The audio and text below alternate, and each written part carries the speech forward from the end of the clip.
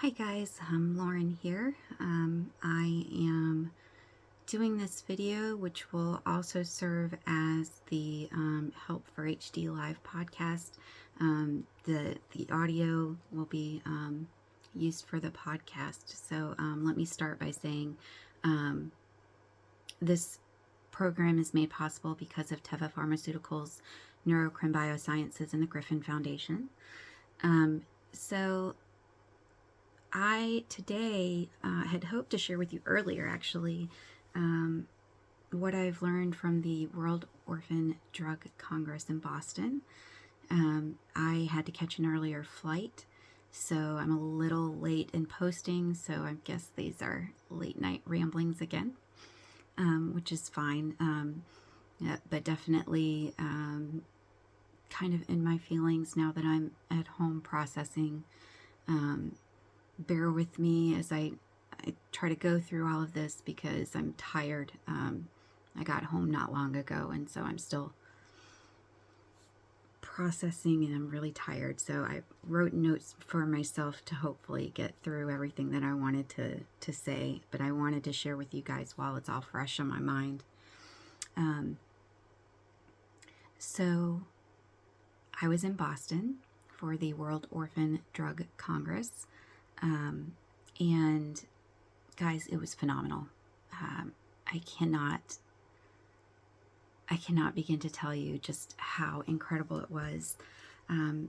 So this specific conference, while it was for the rare disease community, and let me take a step back. So I've been very involved in the HD community for 17 years, going on 18 years, and I love it.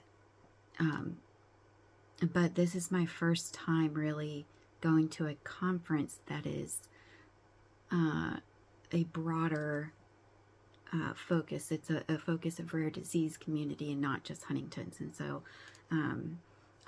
I thought that I would go because I felt like it would be helpful to learn from other disease communities, to hear from them what's worked for them, what hasn't.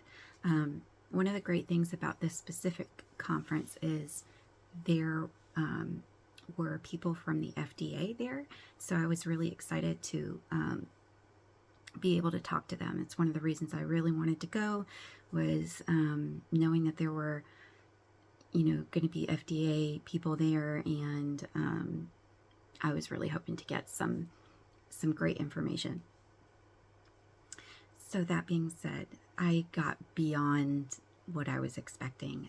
So that this specific conference is very heavy on pharma and regulatory and on the drug side of things, right? It's not a conference, a patient focused conference, in that there are advocacy sessions, but they're not like what you would experience at like an HDSA convention, that are the specific tracks for families with rare disease. So what does that mean? Well, that means that I got to interact with a lot of people and connect with a lot of people. This specific conference made it possible to actually talk with people from the FDA and talk with other advocates in the rare disease space, but even people who are higher up in rare disease organizations, and that's not something that I've had the opportunity to do until now. So it was super exciting. First off, I want to say thank you to Seth Rotberg, because I told Seth that I was going to this meeting, and I told him how anxious I was, being that I was not going to know anybody there. And Seth really just, he gave me these connections to make me feel comfortable. And one of the connections was this guy named Richie, and he really just took me under his wing and helped me with getting introduced to people and making connections, and Seth helped me with that, and it really just made the process so much easier for me, and my anxiety, like, it really helped. So thank you, Seth, for doing that. Thank you, Richie, for letting me tag along, and for introducing me to people and explaining things. It was just awesome to have that, so thank you. So one of the other things I wanted to share with you guys that was a really big deal for me, and that made this event so phenomenal. So the first night, I shared with you guys my feelings on how I was just so welcomed by the other rare disease advocates. And that continued throughout the whole event. I just, from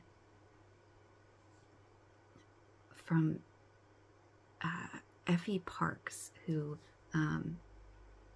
this will not be the last time I talk about her, but she is a very well-known rare disease advocate. She has a podcast called Once Upon a Gene. If you have not heard it, go check it out. So Effie didn't know me from anybody, okay? One of the other advocates who was there, who had been sitting with me at dinner, saw that, or heard that I was doing a podcast, and she said, "Oh, well, I've got to introduce you to Effie." And so she went and she took me so I could meet Effie Parks. And the response that I got, guys, and it wasn't just from Effie, but this started really, like, it really got me emotional. So being introduced to Effie, and then one of the first things that she says to me is, "What can I do to help? What can I do?" And it wasn't anything, but she legitimately wanted to help. Like, that's the first thing she thought of, is, how can I help you? Do you want to collaborate? Do you want me to spread the word? Like, how can I help? And I was just kind of blown away by that, because this is a new person coming into this space, and she's just like, let me help. And that was a consistent thing throughout this conference, in that people, in advocates in this rare disease space, were so willing to help, and it felt so welcoming. And so today I was in a session, I was at a round table, and I was telling some of the struggles that we have in the HD community, especially with pre-symptomatic, pre-manifest, but more than that, clinical trials, just a bunch of stuff. And again, the response was, "We're behind you. How can we help you? Do you need us to collaborate? We'll collaborate. Do you need us to be a voice for you? We'll do it.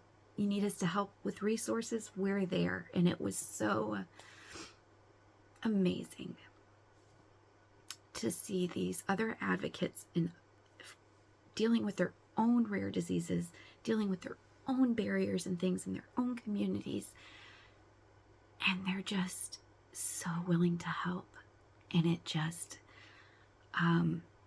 was inspiring, and it's brought me back with such an amazing feeling.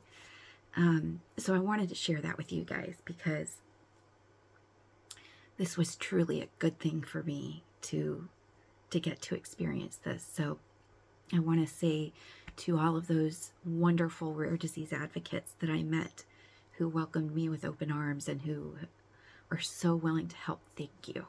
It truly is, it means the world.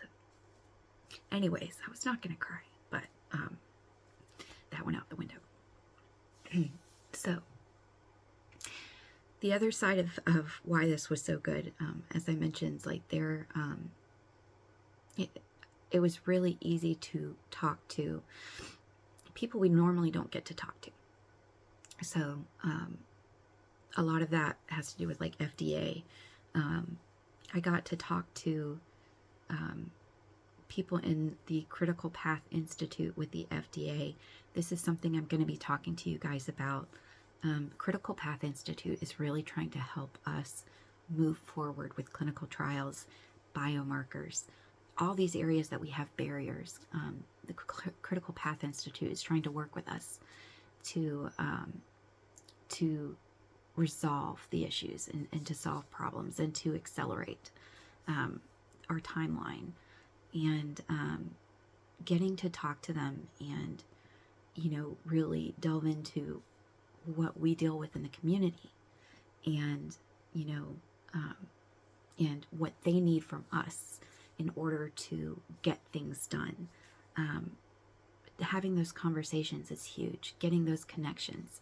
I also got to talk to a lady who's with the National Organization of Rare Diseases, and she's their policy and regulatory person, and just listening to her speak and everything. She did a call to action for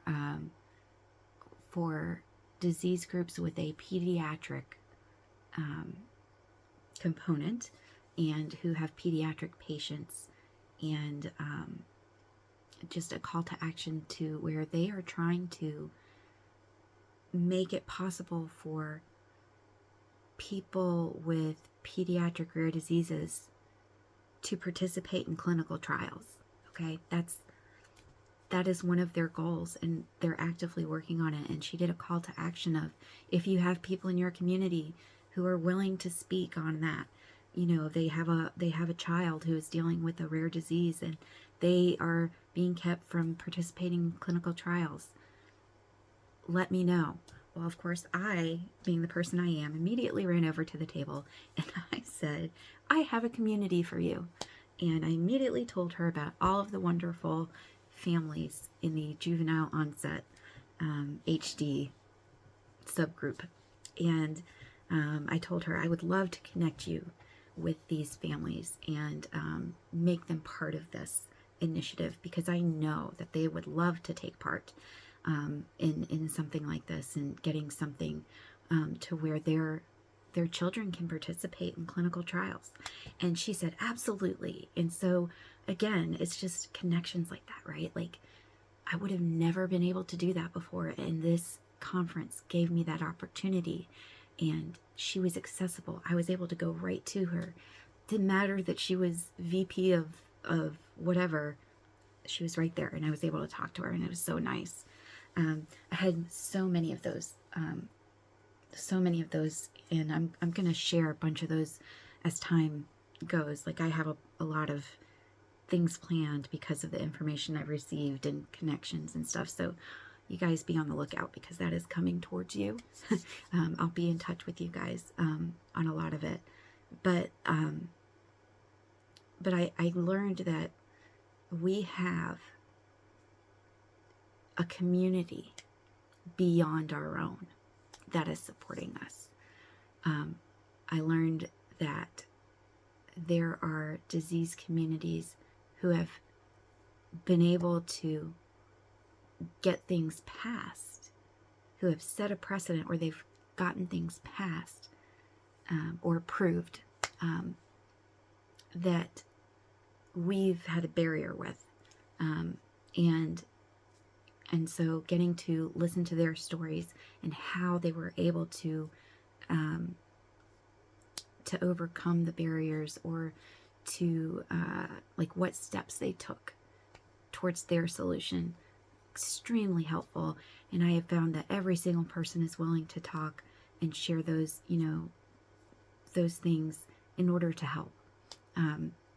So yeah, it's truly amazing event. I do plan on going next year.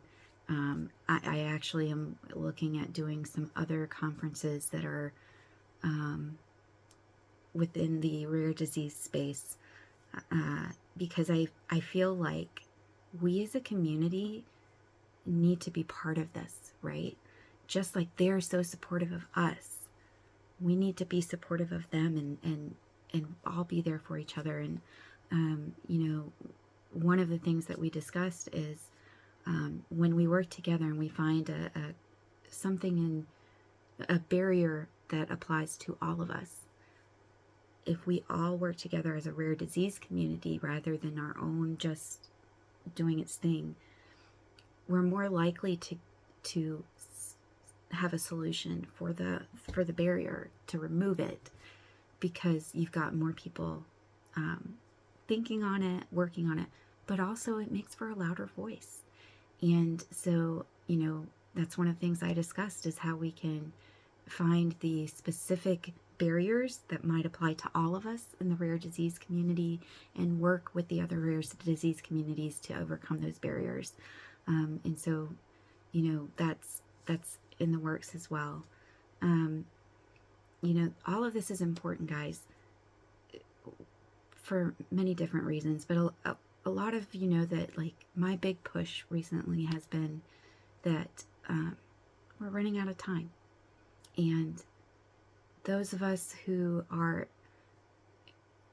those who are pre-symptomatic, those of us who are pre-manifest, who have cognitive symptoms and not movements, and we can't participate in clinical trials because we don't meet criteria. I've literally been told I'm too healthy, okay? That shouldn't be happening. We should have the choice. This is our life. These are our lives. We should have a choice of whether or not we take on the risks of participating in clinical trials. And we've not had that choice. And now is the time that we need to be speaking up about it. Now is the time that the FDA needs us to be speaking up about it. Now is the time that our voices matter so much. We have a meeting coming up with the FDA in late fall, okay? And that's huge. Huge that we've gotten this meeting. I'm so excited about this meeting, to have this opportunity for our community to have a voice and to talk to the FDA again, okay? But we really need to talk. We need to speak up. And so I really just encourage you guys to do that. If you need to know where to start, if you don't know like what you could do, or you can't, you're super busy and you think, well, there's no way I can help. I promise you, there's some way that you can help, even if it's 5 minutes. There is a way you can help. So please reach out to me, because I'm happy to share what I have learned. I am happy to, to speak for you. If you want to tell me your story and say, Lauren, go and share it, I will share your story, but I need to have permission to do it. And so does the FDA. And, those are the things that we need. We have advocates who are willing to do that. If you're not comfortable sharing yourself, or if you're too busy, but we have to have the permission, and but we're happy to share it. We're happy to speak up. And like I said, there's a whole rare disease community who's happy to join us and to speak up for us as well, and fight with us. And so let's take advantage of that, because now is the time. Now is absolutely the time. And so I just wanted to share those thoughts with you guys today, and a little bit of what I learned. There's definitely more to come. I want to delve more into some of the sessions that I attended, so I'll have some videos on that and stuff. I also have some specific things, like I had mentioned, for juvenile onset HD community, and even for HDO ambassadors. Like, there's just so much information that I want to share with you guys, but I can't do it tonight. I'm too tired. So thank you guys for watching. Thanks for following me this week, and all the time. Thanks for for following me on Help for HD Live, and I hope that you continue to follow me here, and you can subscribe. And if you are wanting to get loud and you are wanting to share your story, or you want to figure out how else you can contribute and participate in accelerating HD research and sharing the sense of urgency of we're running out of time and we want to have a choice in participating, and we want to have resources. That's a whole other show, guys. Anyways, if you're interested in learning more, please reach out to me. You can send me an email at lauren@help4hd.org. You can also find me on social media, send me a message on there. Happy to talk on there as well. But thank you guys.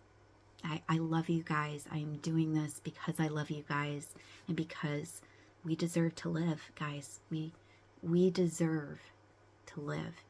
And this mindset that we're in of just dying from HD does not have to be the way that it is. We can live with HD.